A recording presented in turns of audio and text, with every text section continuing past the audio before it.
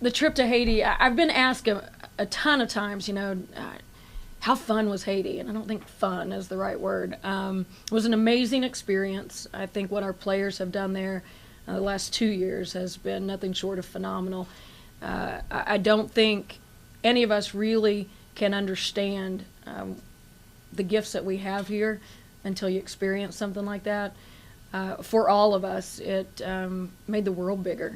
It changed the lens through which we see everything. And for young student athletes, what an amazing experience. And it's great for the team because, you get there and you're stripped of pretense immediately. It's impossible to be anything but real in that environment. And so your team really comes together and they bond.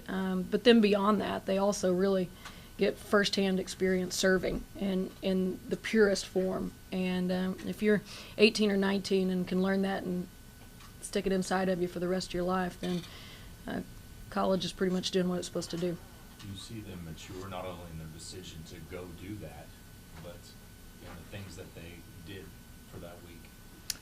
Oh, you see them mature in every way, shape, and form. Our entire team has just completely embraced the opportunity to go. They can't wait to go. They're excited about it, and when they're there, they're moved by it. One of the things that I noticed last year is we typically work with Children's Hospital throughout the year, different occasions, and how much better our kids were at interacting there because of their experience in Haiti. They were able to walk in those hospital rooms and immediately go through those barriers that always exist when you're meeting someone who's struggling and you've never met them before. They were just able to walk in and carry themselves in such a way as to really help those kids immediately. And so you see it in that way. You see it in their approach to strangers, to people on the outside. You see it in the way they interact with each other. Sherri, you had, even before you started talking, you had a reference to teaching. You ever thought about actually teaching a course? I would love to teach a course. I would love it. Theory of coaching, leadership, anything along those lines, anything about teamwork. Love that stuff. What keeps you from it? Just the time demands?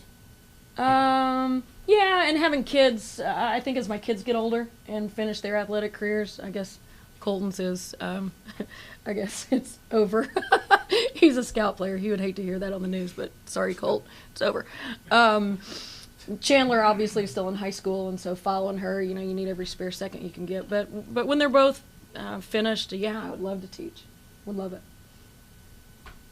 How much longer do you want to do what you're doing? Oh, I don't know, Barry. I really like it still, and as long as I can't wait to get up in the morning and get after it, I'll do it. I don't really think I'm very old, even though I've been here for a long time, as you guys want to keep reminding me. Thank you.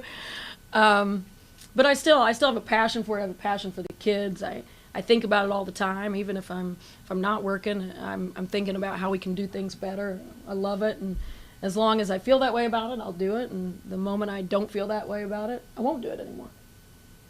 Can you see yourself being a Marsha Sharp, Jody Conrad, Pat Summit that long from now? Well, let's see. Not that they're older. Yeah, I'm just going through that list. They each have something very important in common. Sure. They won that last game. So I got to make sure I do that first before I could even be mentioned in that group of people. But I think, Marsha and Jody particularly have been phenomenal ambassadors for our game once their career is over. And that's something, quite frankly, our sport has missed. And a lot of it's just because of the growth pattern where it's not where we've been yet. It's where we are arriving. And now as these giants of our game begin to retire, we start to get some feedback from them and some ambassadorship that the men's side has had for years, but the women's side, quite frankly, hasn't had it. And so to watch Jody and Marsha still be so involved with our profession is an incredible example. And I'm amazed. Both of them, they look great. They have such high energy levels. We all look at them and go, okay, we need to quit right now so we can look and act like you, because you guys they're just inspired and refreshed. And I think that's great for our profession that they're continuing to give back. And I just feel incredibly important to have started my career with, in the same league with two guys like that, because they really do it right still, even in retirement. Is there any more talk in the Big 12 about moving the women to Oklahoma City? We had a lot of talk about our conference tournament at spring meetings. We'll have one more year in Kansas City, and then we'll open that up for a bid process. And we've talked about standing on our own. We've talked about separating, which of course would mean separate weekends. We're not crazy. We're not going to go play at the same time the men are, but maybe there's enough of a draw. You look at what we've been able to do nationally. It might be the best thing for us to go to a city that really embraces women's basketball. And Kansas City has been a wonderful host. Their host committee has been outstanding.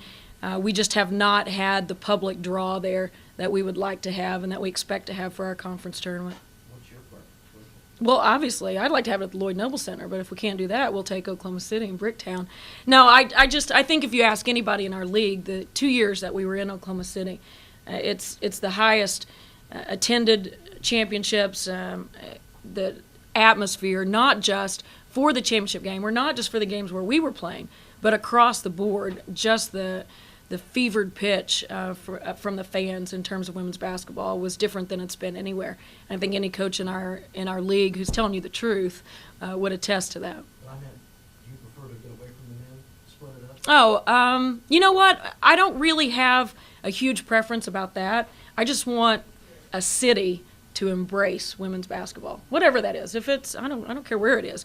I just want a city to be extremely excited about our tournament and to welcome us there and to put forth the effort. And not that Kansas City, and I don't want to, Kansas City has worked very hard to support the women's tournament. They put great time and effort into upgrading Municipal Auditorium, and I think it's a cool venue. I just don't think we've ever been able to successfully track the tradition of basketball in Municipal Auditorium over to women's basketball. For whatever reason, we just have not been able to transfer that, and I really felt like we would.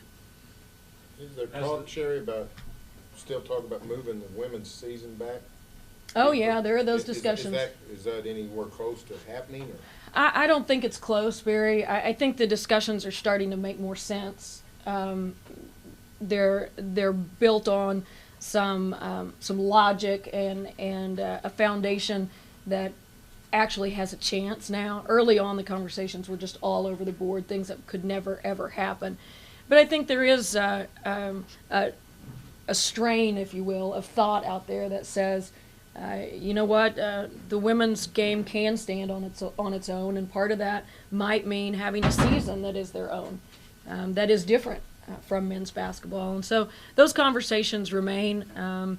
Somebody thinking outside the box will have to really glue that together, but I do think there are still some very serious conversations, and I think they've progressed. Last time I saw you up in Dayton, you were struggling to come to grips with losing Danielle Robinson. Have you gotten past that stage and started looking to the future yet?